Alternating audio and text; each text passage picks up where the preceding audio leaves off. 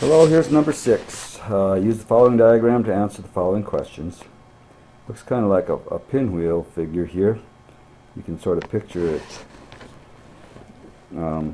having this as its center and being rotated around. So that's why we say it has rotational symmetry. It certainly doesn't have line symmetry. There are no reflecting lines where I could fold it over them and get this looking coinciding exactly with each side of the line. So it's rotational symmetry. To say the figure has n-fold symmetry, what number should n be? In other words, how many times could I, starting like this, rotate it and stop and have the figure look exactly the same before I got all the way back around to where I started? And I think most of you would look at that and see that, well, 4 times. I could rotate it 4 times. I could rotate it to here, right, this, and it would look exactly the same. Then I could rotate it to here, and it would look the same, and then I could rotate it to here, it would look the same, and then I could rotate it to here, and it would be back to where it was, so 4 times. What is the measure of the smallest angle through which the figure can be turned to look exactly the same? Alright, so if I'm saying that it's got 4-fold symmetry, then how do I figure out C? Well, I know that a full rotation is 360 degrees, so you can take that and find out that it's a 90-degree angle. It's the smallest angle through which the figure can be turned to look exactly the same. And most of you were able to probably figure that out in your head just from your knowledge of that. So then it says, what would the figure, or would the figure look exactly the same if it were turned 270 degrees? Explain. And I think most of you would agree. Here's 90, here's 180, here's 270. So that was one of our stops on the way around the circle. And so yeah, it would look the same, so we'd say yes. So how do you explain that in fewer words than you would have to show what I showed up here earlier?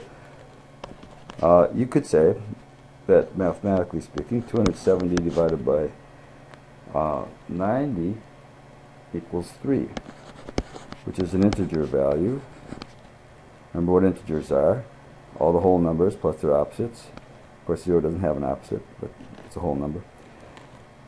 So you get an integer value when you take the degree value they gave you to look at and divide it by the minimum rotation, the smallest angle through which it can be measured.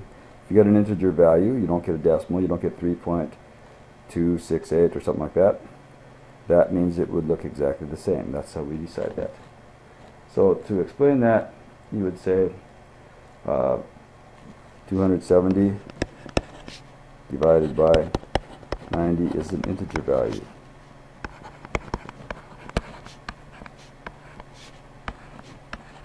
And that's all you have to do for the explanation.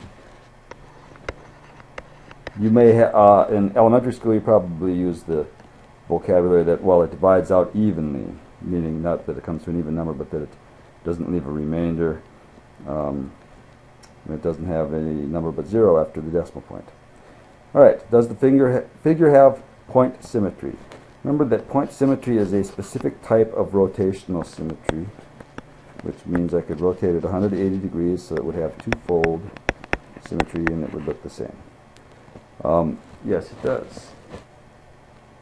Because if you turned it upside down, it would look the same. So that's how you could explain it.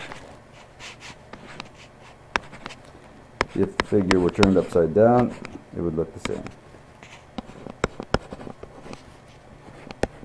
That is what point symmetry is. And sometimes we miss problems on tests because we aren't entirely sure of what the words mean and how they relate to other words here and other terms that describe things. But point symmetry is 2-fold rotational symmetry, where you can turn it upside down and it will look the same. And that's all you need to know for this one.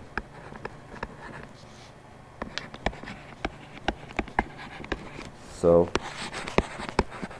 I'll just finish writing it and then we'll get out of this one. On to the next one, which involves graphing. And you will see that in a minute.